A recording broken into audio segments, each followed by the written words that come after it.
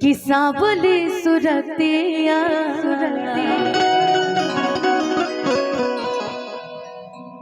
तनी गुलू है नहीं आता तोरा बिना हम जी ना पाए।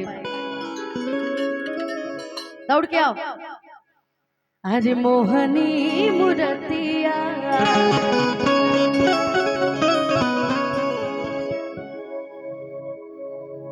बड़ा निक लागे उनके मीठी मीठी बतिया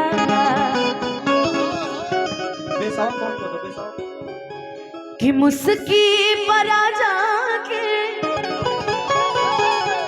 लुभा गई नी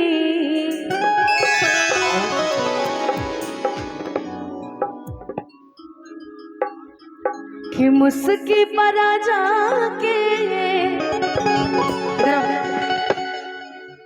लुभा गई नी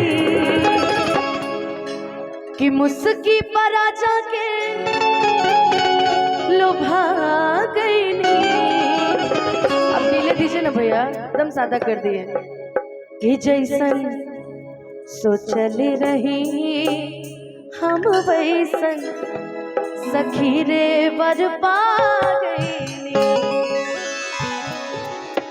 एक जना के नया नया बिया जैसे तिलक के बाद बिया होखी तो बड़ा सुंदर एक गीत है, बहुत सुंदर। एगो पत्नी अपना मन जो पति पागल भी है अपना पति खातिर कहत कैसे कि सुन ले ना हमारा डायलॉग कि कभी इश्क करना हो तो सांवले रंग से करिएगा।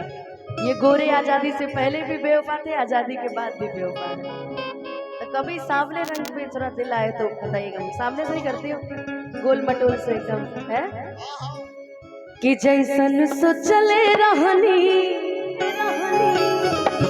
अरे वैसन पियावा मोर बारे।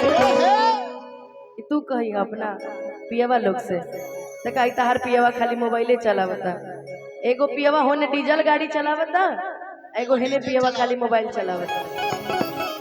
कि जैसन सोचले रहनी अरे वैसन पियावा मोर बारे सावर न गोर बारे हो। कि जैसन सोचले रहनी वैसन पियावा मोर बारे सावर न गोर बारे। थोड़े छर हर पाता थोड़े छर हर पातर मोट थोड़े गोर बारे सावर न गोर बारे हो। जैसन सोचले रहनी वैसन पियावा मोर बारे सावर न गोर बारे हो। गजरा गजरा के बाले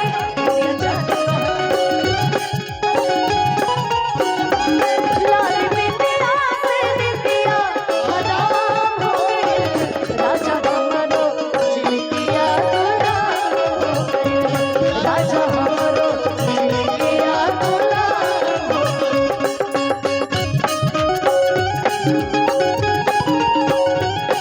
के बोलिया मेरा सुन के लागे बड़ी रात हमरा बेचैन दिल के आराम हो गई राजा हमारो चिलकिया गुलाम हो गई राजा हमारो चिलकिया गुलाम हो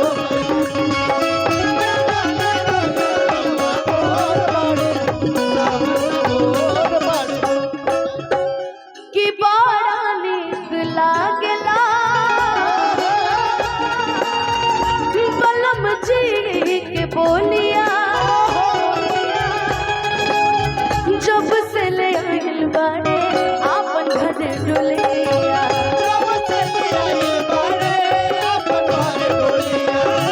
जब से ले आइल बाड़े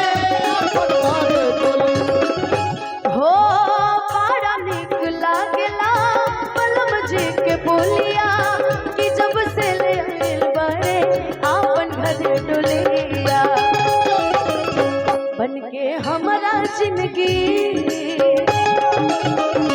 बनके हमारा जिंदगी में आइल गंजोर बारे सावर न गोर बारे हो। कि जैसन सोचले रहनी वैसन पियावा मोर बारे सावर न गोर बारे हो।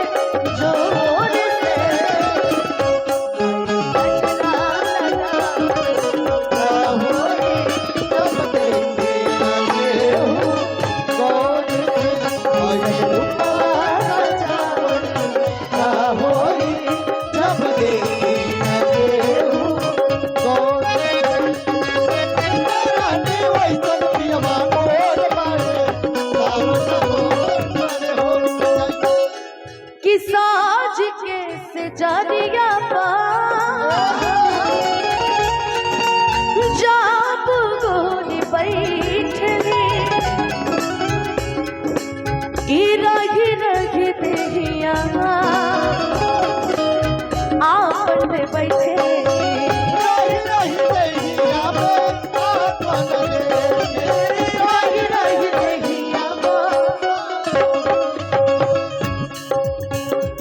बाटे है जुल्म जवानी, बाटे है जुल्म जवानी, चंदा के चकोर बारी सावर न गोर बारी वैसन सोचले रहने वैसन खलिया गोर बारी सावर न गोर बारी ओरे करे हर हाथ मोर गोर बारी ओरे करे हर हाथ